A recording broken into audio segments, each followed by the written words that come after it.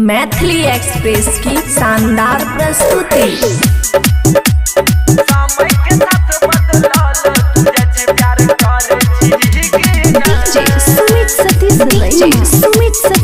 खुशी recording studio बलुआहा।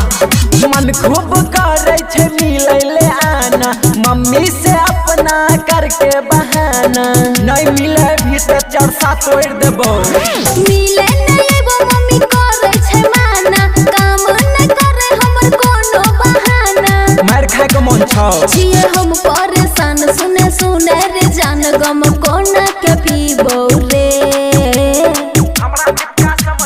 समय के साथ बदलाल तू जच प्यार करे छी के ना। गए सुन समय के साथ बदलाल तू जच प्यार करे छी के ना। गम कोना के पीबो रे। प्यार करे छी के ना।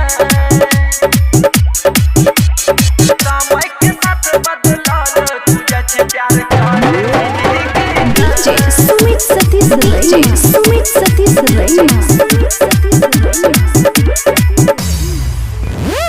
प्यार करे छियो जानो से ज्यादा, दुनिया के सामने बताइबो। कहियो बदली है नहीं अपन इरादा, टूट जेते सोचल सपना। काल तोरा टोला में आवे छियो। सोचल सपना तोहर हो तो नहीं पूरा देखियो हम बताई। टोला समाज के लोग सब जानलो, भेजे तो तोहर पिटाई। छोड़ दही तू संग बेसी कर न तनु दिल से तोरा भूलैबो रे। चुमा लेने रहियो भूल गेलही। समय के साथ बदलाल तू जच प्यार करे छी कि ना।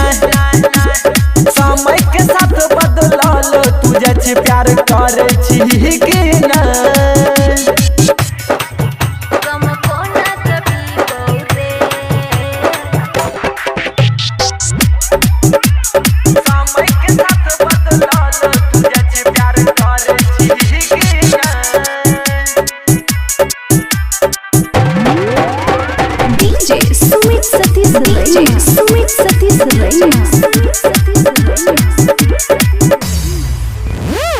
राइटर सुमित साजन मत बन जिद्दी, संकल छै हमर भाई।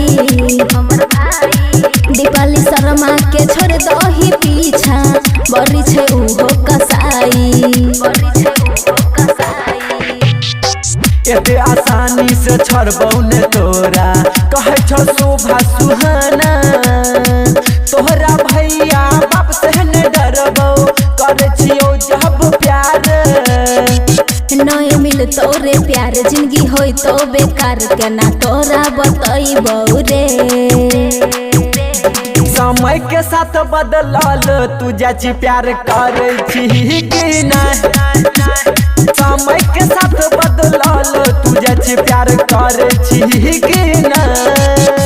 खुशी रिकॉर्डिंग स्टूडियो बलुआहा।